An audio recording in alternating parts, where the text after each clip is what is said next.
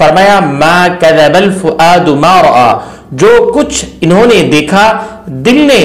اس میں کچھ غلطی نہیں، تمام جہانوں کے لیے آپ کو رحمت للعالمین رحمت بنا کے بھیجا۔ باری کی تعریف اگر قرآن میں دیکھیں، قرآن اس طرح سے بیان کرتا ہے سورۃ التوبہ آیت 128 میں، فرمایا بالمؤمنین رؤوف الرحیم الم نشرح لک صدرک، کیا ہم نے تمہاری خاطر تمہارا سینہ نہیں کھول دیا؟ اللہ صلی اللہ علیہ وسلم کی اگر حمد و ثنا کو قرآن میں دیکھا جائے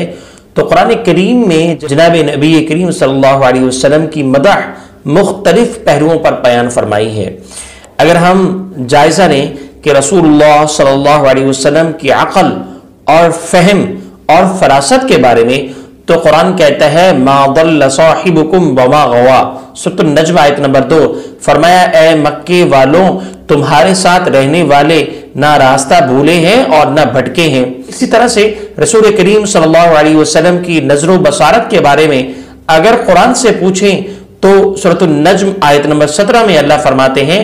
ما زاغ البصر وما طغى۔ اسی طرح سے رسول کریم صلی اللہ علیہ وسلم کے سینے مبارک کے بارے میں قرآن کیا کہتا ہے؟ سورۃ الانشراح آیت نمبر 1،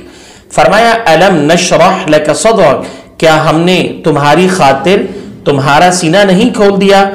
مزید اگر رسول کریم صلی اللہ علیہ وسلم کے قلب اطہر کی پاکیزگی اور صفائی کا ذکر قرآن میں دیکھیں تو قرآن کہتا ہے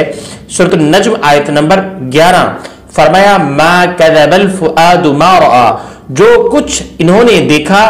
دل نے اس میں کچھ غلطی نہیں کی۔ اگر اسی طرح سے رسول کریم صلی اللہ علیہ وسلم کی تعلیم کے بارے میں قرآن میں دیکھیں تو قرآن میں سورۃ النجم آیت نمبر 5 میں اللہ فرماتے ہیں علمہ شدید القوا، انہیں ایک مضبوط اور طاقتور فرشتے نے تعلیم دی ہے۔ پھر مزید اسی طرح سے جناب رسول کریم صلی اللہ علیہ وسلم کی سچائی کی گواہی دینے کے اعتبار سے قرآن میں دیکھیں تو قرآن کہتا ہے سورۃ النجم آیت نمبر 3، فرمایا وما ينطق عن الهوى، وہ اپنی خواہش سے کچھ نہیں کہتے۔ اسی طرح سے رسول کریم صلی اللہ علیہ وسلم کی حلم بردباری کی تعریف اگر قرآن میں دیکھیں، قرآن اس طرح سے بیان کرتا ہے سورۃ التوبہ آیت 128 میں، فرمایا بالمؤمنین رؤوف الرحیم، جو مومنوں کے لیے انتہائی شفیق اور انتہائی مہربان ہے۔ اسی طرح سے رسول کریم صلی اللہ علیہ وسلم کی ذات، مقام اور شان کی اگر گواہی قرآن میں دیکھیں تو سورۃ الانشراح آیت نمبر 4 میں اللہ فرماتے ہیں وَرَفَعْنَا لَكَ ذِكْرَكَ، ہم نے تمہاری خاطر تمہارے ذکر کو